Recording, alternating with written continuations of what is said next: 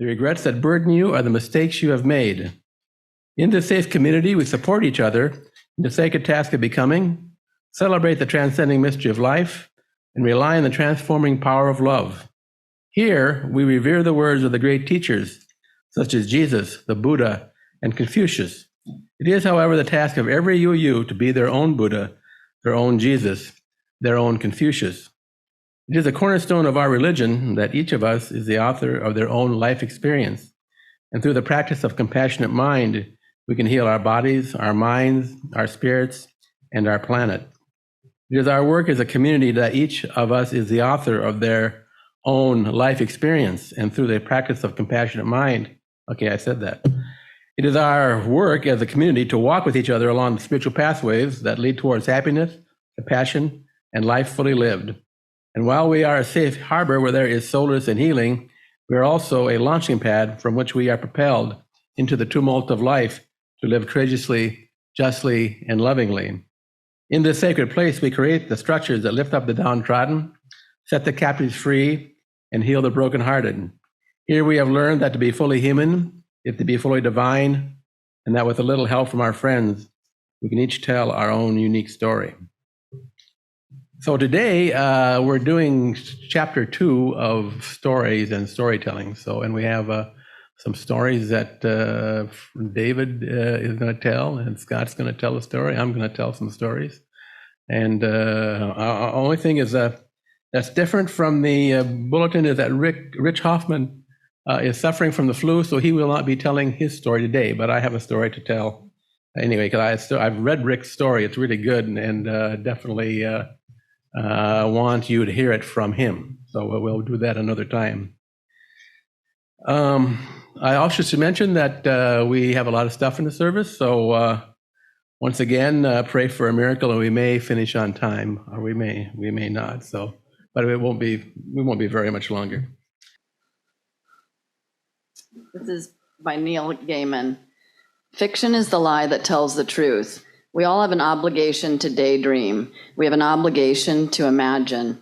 It is easy to pretend that nobody can change anything, that society is huge and the individual is less than nothing. But the truth is, individuals make the future, and they do it by imagining that things can be different. I'm going to tell a story today, and for that, and the story has 2 parts. There's an adult part, and then there's a kid part. I'll start with the adult part since there are no kids here.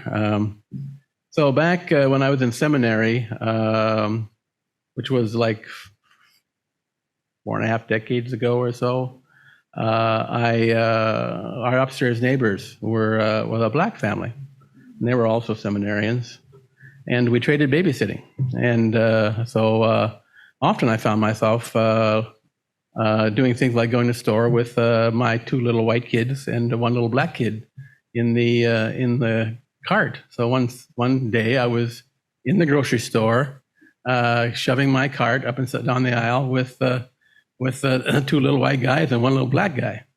And there are a couple older black ladies who happened to be there, and I could see them looking my way, because this is back in the day when you just didn't see that kind of stuff. I don't think you see it very much even now, a white man taking care of black children. And finally, I made a few passes around the aisle, and finally one of the ladies comes to me and says, you're just overwhelmed with curiosity, I'm sure. She says, my, what beautiful children you have. And I said, why, thank you. My wife says they look just like me. But anyway, I then explained to her. But that element there, that God that showed up in that particular transaction was the trickster God. And by trickster God, I mean Lucifer, Coyote, or Prometheus. We'll be talking more a little bit about that today in terms of when these gods show up in our stories. The second part of the story is that at that time we were paying cash for everything. So I had gone by that time you could buy hard candy in bulk. I'm sure you can still, but that store had hard candy in bulk. I let each of the kids pick out 5 pieces of candy, and we put it in one of the bags there, and we were going to be carrying it And we went through the checkout. We checked out everything, you know, and it came to exactly 17 more than I had. So I said, I'm sorry, kid, we're going to let the candy go. So I set the candy aside, and it's like, and the little faces fell about as far as the little face could fall and not hit the floor. And the bag person, a young man who probably was maybe like 16 or 17, said, I have 17 cents. And he paid the 17 cents. And that's the kid part of the story. It's about the generosity of spirit. I'll let you fill in any other blanks. I was not ready for college in 1977 when I entered as a freshman. I really did not know who I was or who I wanted to be. I did not like being there, though I knew I was supposed to be. And I was overwhelmed and intimidated. I wanted to have more confidence, but did not know where that was going to come from. At the college I chose to attend, Oberlin, not far from my childhood home in Cleveland, I was seemingly surrounded by strong, brilliant people who would go off to make their marks on the world, and I did not believe that I would be one of them. The first semester of my freshman year, I felt adrift and a bit dizzy, wondering if I had made the wrong decision to come to the school. I floated through the first semester. Inexplicably, I enrolled in a beginning French language course that met 5 mornings a week at 8 a.m. To this day, I do not understand that decision, as I am definitely not a foreign language person and definitely not a morning person. And during a period in my life where I wanted to hide, there was no hiding from Monsieur Rossi, our bombastic, intense professor. But something unexpected came out of this class. There was a semester abroad possibility.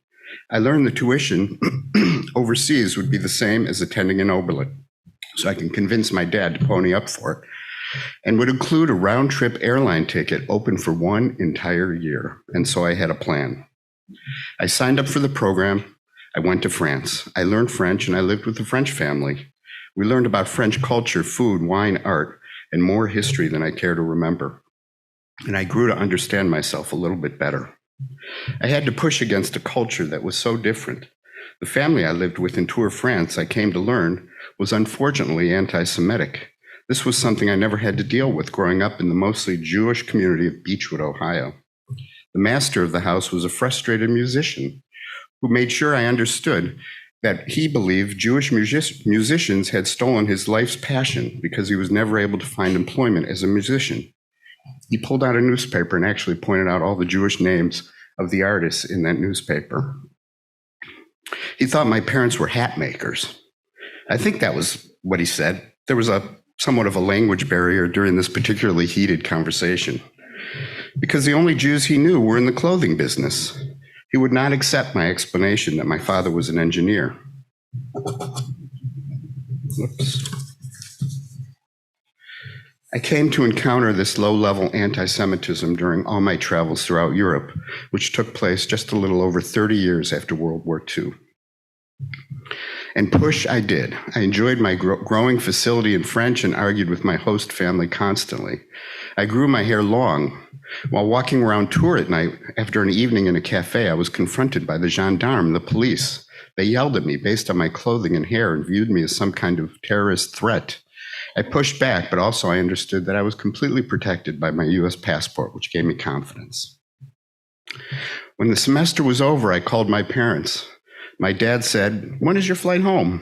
I told him I wasn't coming home until the year was over. This did not go over well with my parents, but I was determined, and I may have hung up the phone on my dad while he was still ranting. And so for the next 9 months, I hitchhiked across Europe, engaging in the classic American journey to find myself. I traveled through Switzerland, Austria, crossed the Iron Curtain into Czechoslovakia, then one country, to visit a niece of my grandmother and her daughter, a remnant of our family that had somehow survived the Holocaust, but was suffering under Soviet rule. I took a train to Prague, armed only with my cousin's address. When I requested directions from helpful passersby, they would point in a direction, and I would repeat with my own gesture. I was so confused. Their response was uniformly, "No." And I thought they were saying, "No, not that way, this way." So I spent a whole day hopelessly lost. Finally, I got to my cousin's apartment somehow. It was a miracle. And when I told my distant cousin what happened using sign language in single word sentences, she immediately grasped my predicament. The word for yes in Czech, in the Czech language, is actually a no, which sounded to me like no. So every time someone responded to me with a yes, I thought they were saying no. I made my way into Spain and lived for a month in Oviedo in the north of Spain with some hard partying 20-somethings whose own country had very recently thrown off the dictatorship of General Franco, and they were exploring new freedoms. Most of the new freedoms involved drinking and carousing. I went to Italy and Greece, searched ancient cities and ruins.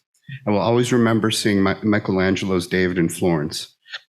But the real adventure was looking for a place to spend the night.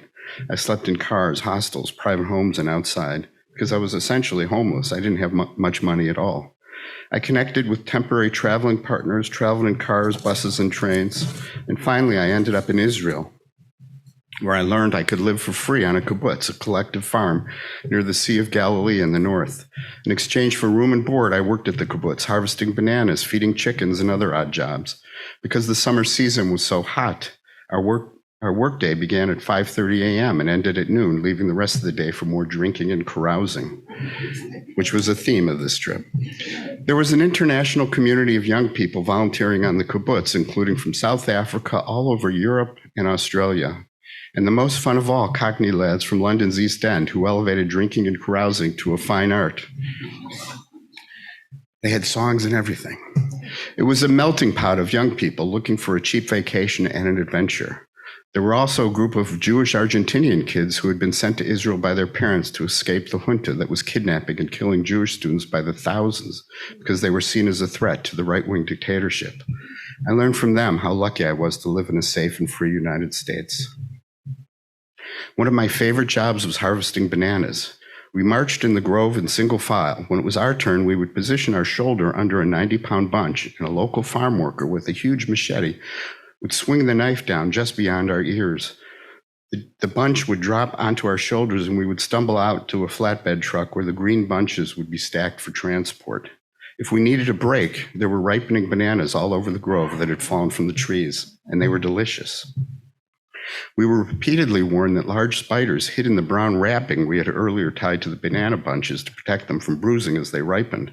After one bunch landed hard on my shoulder, a giant tarantula skittered down my neck and back as I froze in horror, too scared to scream in Hebrew or English. I pushed back on the kibbutz too, trying to organize the volunteers into a union-style collective to demand better working conditions. But I was warned by one of the kibbutz leaders, a man who always wore a sidearm and who was rumored to have led a charge of soldiers over the Golan Heights during the Six-Day War, that my activities would only lead to trouble for me.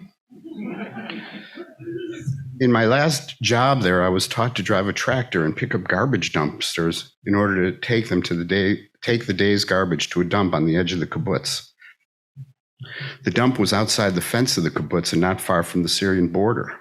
So they warned me that I should stay alert and look out for danger. And the heightened risk actually added to the excitement of the job. I was instructed how to burn the garbage using palm branches and gasoline. Looking back now, I wonder how toxic that smoke was. But at the time, being only 18 years old and a bit of a pyromaniac, I enjoyed watching the flames consume the garbage I had dumped. Somehow, somebody decided to trust me with what I thought was an awesome job. As I watched the flames take off and the smoke curl toward the sky, I realized I had at some point during the trip become the person I was looking for. I don't know when it happened. The feeling just grew after 9 months on the road, and I was ready to come home. That's not the end of the story, of course, just the end of that story. I came back to Oberlin with shoulder-length hair, an earring in one ear, and a 3-month supply of French unfiltered cigarettes. Despite the cigarettes and other methods of personal abuse I inflicted on my body during the trip, I understand now that traveling saved me. I settled into a life I was meant to live, meeting the love of my life, Lori, having a family and a long career as a criminal defense lawyer. This life, lived day to day, today, has never stopped being an adventure and a wonder to me, filled with love, grief, surprises, and the simple joys of pets. I'm pretty sure that without my year in Europe, none of all the adventures that followed would have been possible, and for all of it, I am grateful. Thank you. Yeah, Jim suggested that I tell a story that embodies generosity. Buddhists see generosity as being a spiritual medicine. It's an anti-venom to certain poisonous emotions. Beth Ross, in an article in Tricycle magazine, explained that because it is characterized by the inner quality of letting go or relinquishing, it reverses the forces that create suffering. It's a profound antidote to the strong habits of clinging and grasping, guarding, and attachment that leads to so much suffering. Early in my career, I made a conscious decision to try to deliberately bring compassionate service and authentic attention to my practice as a nurse. There have been patients, their family members, and coworkers over the years that have challenged my Zen. I certainly haven't always succeeded in resisting frustration or irritation, but I found that trying to be good to those who have challenged my Zen on many occasions has transformed relationships from unpleasant to remarkably caring. The story of Mike is just one of the many great gifts I've received because I attempted this exercise in compassion. In our culture, when we use the word love, we usually jump to romantic love characterized by profound intimacy, passion, and attachment. I believe generosity to be a completely different type of love. Our affection and action are motivated by an unconditional desire to bring happiness, to ease suffering, and to share a moment of warmth with those around us. Being a nurse has offered me many opportunities to offer compassion and authentic attention to a remarkable variety of people. The details of the story have been blurred because the individual is my patient. But early in my career, I worked in a nursing home, and I cared for a man I will call Mike. Mike was an angry quadriplegic. He had been the biker at the biker bar that the other bikers were afraid of. He was an athletic 6'2". He weighed 240 pounds and had no fat on him. He had worked in construction since he was 14 years old.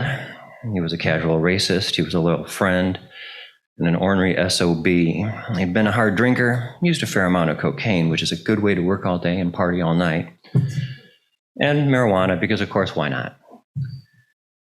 He had a substance abuse-related diving accident while at a party about 10 years before I knew him. He still had the gross use of his arms. He had a motorized wheelchair and could feed himself.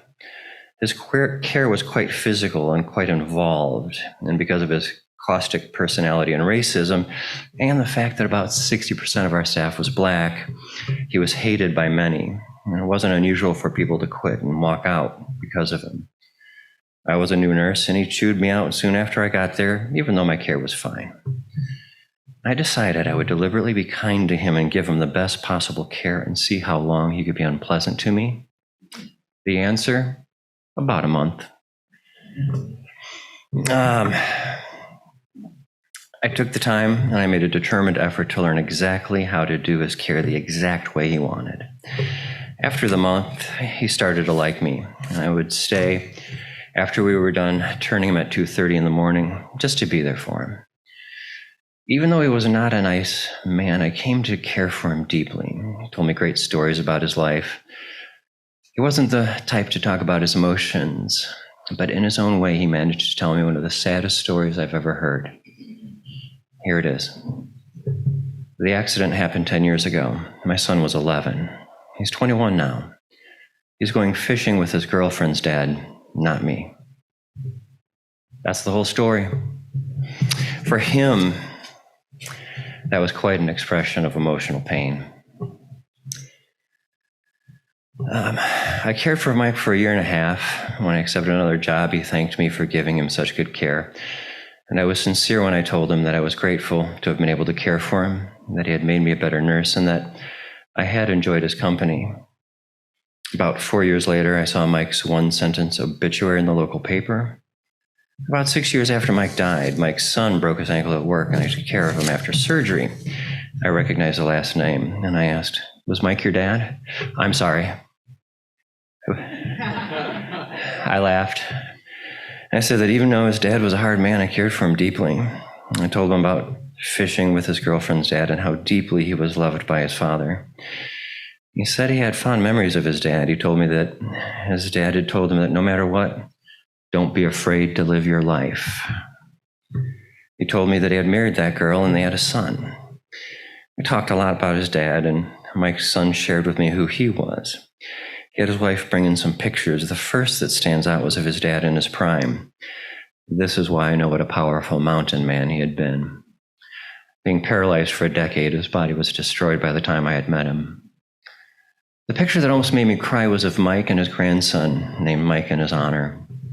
The baby wasn't more than a week old and was being held up so he looked like he was floating in space next to his dad's head.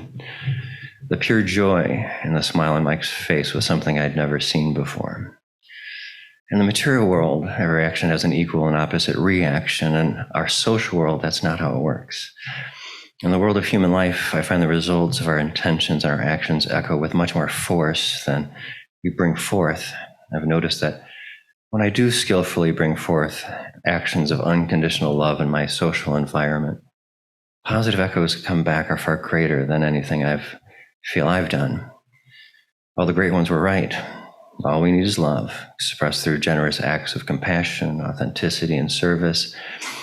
I don't think this realization will surprise many in this congregation. I'm very touched by what a wonderful community of compassionate people we have here. So many of you have found such loving, compassionate, generous ways to serve those in need and engage those around you. I'm very grateful to be in your company. Thank you.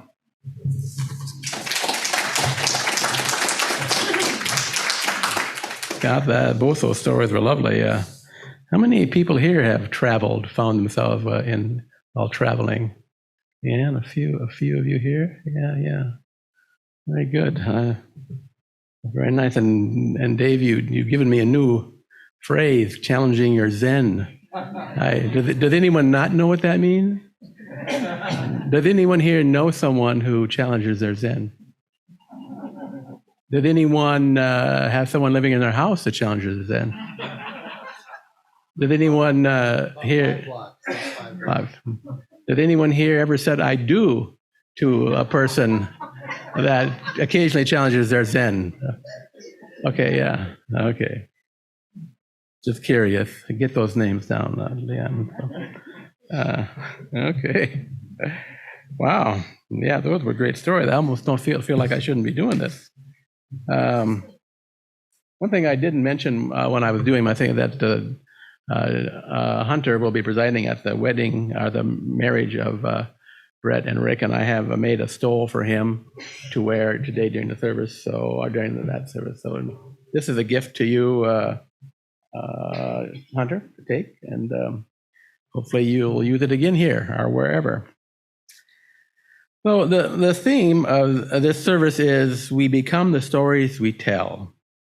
If we tell stories of hope, love, and transcendence, we become hopeful, loving people who continue to work on the sacred project of expanding the light of human consciousness. Transcendence, for me anyway, is the pushing the boundaries between the light of knowing and the darkness of unknowing. The deepest truth of human existence is when we shine our light into the darkness becomes the light. Again, the light I refer to here is the light of human consciousness. And more about that later. Several years ago, I was with a group of ministers that included ministers with some very traditional ways of believing their religion. We fell into discussing a well-known saying of Jesus: if your right eye causes you to sin, pluck it out and throw it away. After some intense discussion, I postulated that the eye that Jesus was talking about was not a physical eye, but one's way of seeing the world, specifically for our group, the Christian religion. I rephrased saying, if your religion causes you to sin, stop doing it. If the Bible causes you to miss the point of your life, throw it away. One of the men, a minister named Tom, was so exasperated with me that he leapt to his feet, pointed his finger at me and said, "You, sir, are the devil and the Antichrist." I said, "Thank you. Not many people recognize me." Though I much prefer the title of Lucifer, which means light bearer. I end the story here, though it did play out over. Well, you know what? I'll just tell the rest of the story because I got time. So then they say, so Tom was the head of the Ministerial Association at that time in Jay County, Indiana, and called on to do different kinds of speech and sermons. And I learned and then experienced firsthand in the 4th of July community service that it was actually telling people that I was actually a shortcut to hell for my congregation, and that surely there was a special place in hell for a guy like me. So, which may be true, I don't know. Anyway, so one day I'm driving down this county road, and there's Tom stopped on the side of the road. He's got a flat tire, and he can't brake the lug nuts. You know what I'm talking about. I got out, and at that time I had more physical upper body strength than Tom, and I was able to brake lug nuts and got him going. And again, but I have to say that after that, the sermons were toned down a little bit. So anyway, that's the rest of that story. In my ministry, I do identify with the trickster archetype, and that's what I was demonstrating there. Also, I was one in the story I told for the for what would have been for the kids. That was the trickster archetype that I was demonstrating. That the trickster seems to be where I'm most comfortable in my ministry. And actually, I do think that Unitarian Universalism is kind of a trickster religion because we are a humanist congregation. We are humanist oriented. We most of us anyway tend to want to take the gods back. You know, we have created the gods, and we have invested with these things, these different qualities. But these qualities are really ours. They're elements of our psyche. Some people call these the archetype, but mostly we just know them as gods. So let me continue here. In my ministry, I do identify with the trickster archetype. Lucifer, the bearer of light, Coyote of the Southwest Native American tribes who stole fire from the gods, and Prometheus of Greek mythology fame, who also stole fire from the gods to give to humans. The other gods and angels do not care for the trickster god. Coyote is eternally on the run for his life. Prometheus is chained to a mountain top where his liver is daily eaten by an eagle. And Lucifer is, of course, presiding over hell. And hell, I might add, but this is a far different sermon. Hell is a place of darkness most of us must spend some time in if we want to really see the light. But that's, as I said, a much bigger topic. So it is my great hope that I have, because of the stories I tell, become Lucifer, the bearer of light. Today I'm going to tell the story of the whole Bible in 7 minutes. I wasn't going to do this, but several people expressed disappointment over not hearing the story, which is the one I have told for many years for our Christmas Eve service. And when I say expressed disappointment, they actually quoted lines from the service, or from that service. So many theologians would say I shouldn't do that because the authors of the Bible were not thinking of any grand narrative or unifying story when they, over many centuries, wrote these old stories. I'm going to do it anyway. See if you can spot Lucifer in the story. So here's the story I tell on Christmas Eve.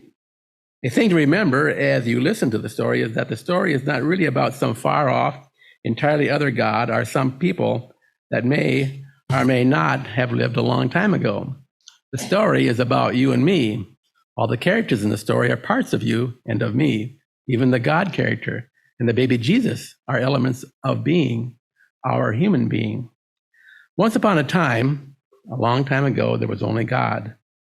God became lonely and yearned for company. So he created a garden world and many beautiful plants and animals. He was still lonely. So he decided to make a creature a little more like himself, someone he could talk to.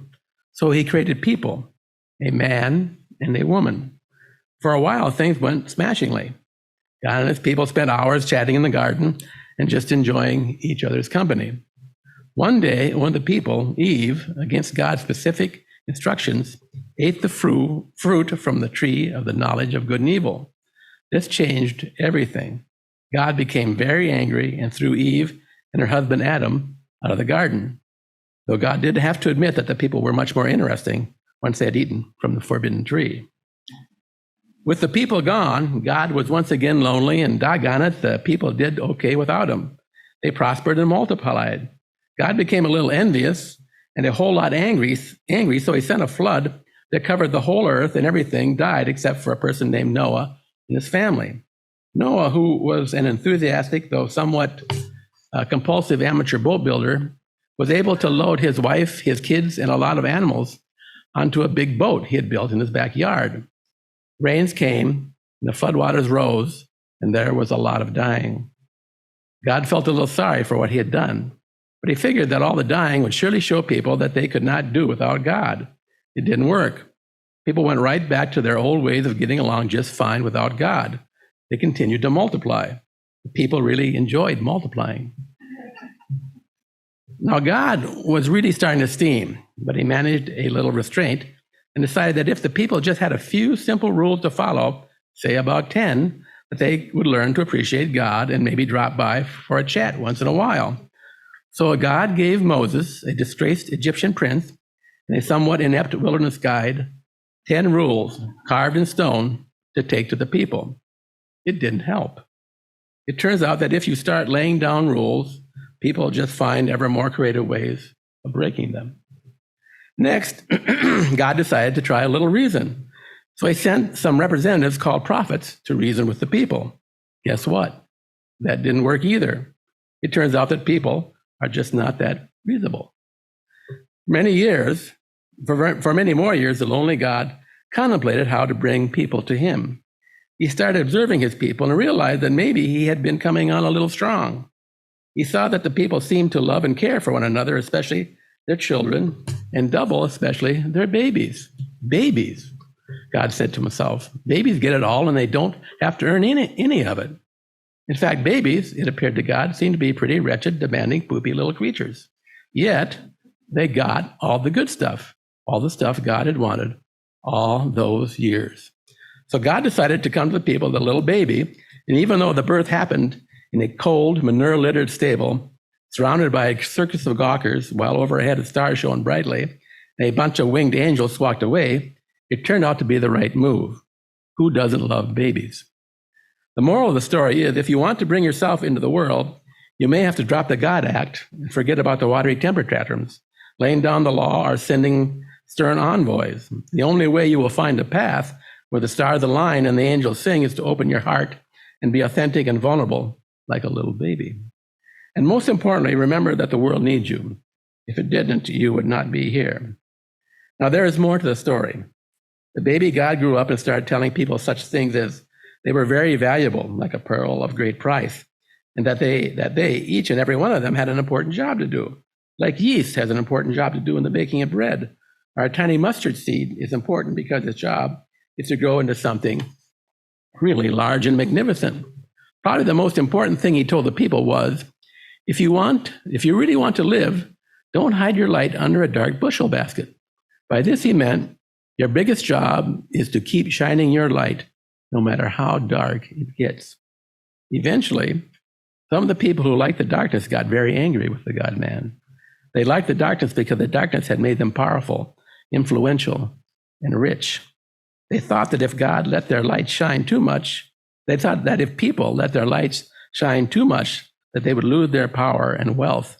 So they made up a plan to make the God-man stop talking. That is, however, a story for another time. And of course, that other time is Easter.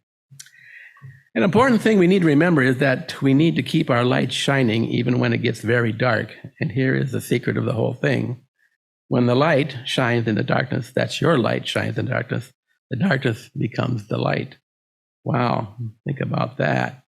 You, little old you, can turn darkness into light. All you have to do is let your light shine, which is just another way of saying, be yourself. A really important thing the light of expanding human consciousness has shown us is life is not just something you live. Life is what you are. This means that all the characters in the story of the birth of the baby God are elements of your being. Even the baby Jesus is you. He is creative, redemptive love. So the moral of the story is your job to bring the light of love into the world. Now back to the theme of the day. We become the stories we tell. Are we going to tell tales of darkness, anger, revenge, and judgment? Or are we going to tell stories of the light of human consciousness? And in so doing, let our light shine in the dark corners of human existence. Strangely, the stories that promote darkness can have a powerful addictive effect. This dynamic of human psychology is exploited by organizations like Fox News and MSNBC, who make a lot of money by peddling fear and outrage. Fox tells a tale of those awful elitist mob, woke mob, libtard Democrats that want to destroy democracy. MSNBC, on the other hand, does an artful job of playing the game of ain't it awful how those ignorant, gun-toting Republicans embrace violence and deception as a political means. Thanks to our brothers and sisters at Fox and MSNBC, the many other media outlets like them, and the politicians and others who have enlisted in our political culture wars, we have become a nation divided with much hate and acrimony and judgment on both sides, proving that we do become the stories we tell. Perhaps it is time for those of us who understand this dynamic to start telling stories of light by being the light of compassion, love, and grace. It is my personal belief that even our current national darkness has a purpose. Perhaps the difficulties it creates will cause us enough suffering that we turn in new ways back to our synagogues, churches, mosques, temples, and atheist organizations such as the Sunday Assembly, where the stories of light are told. We can learn to make our own stories of light. Several years ago, in the last Christian church I served, one of my parishioners confessed to me that she had been a cutter in her adolescence. Her inner thighs were a scar tissue map of suffering. She had, with a razor blade, repeatedly cut herself as a way of ameliorating her shame.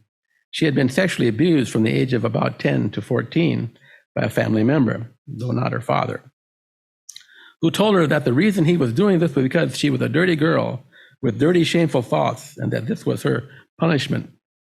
And further, if she told anyone about that abuse, that everyone would know just what a dirty, terrible person she was. The abuse became part of her story. She spent her teen years telling herself the story of how she was weak, dirty, shameful, disgusting, and unlovable. In college, the burden of shame became so heavy and painful that she sought counseling. Through the help of a kind therapist and a group of young women who had suffered similarly, she was able to amend her story. She was able to shine her light of consciousness onto the darkness of her shame. In her words, her shame became a window onto her soul and the soul of others. In my words, her dark shame was transformed by consciousness into light.